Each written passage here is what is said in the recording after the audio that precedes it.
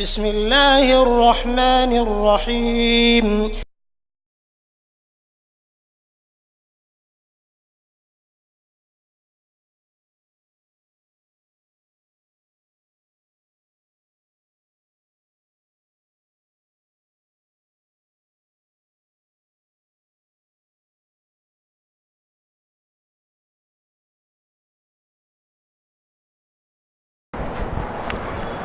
قل يا أيها الذين آمنوا إن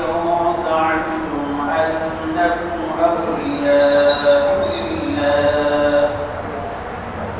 أنكم أولياء لله من دون الناس فتمنوا الموت إن كنتم صادقين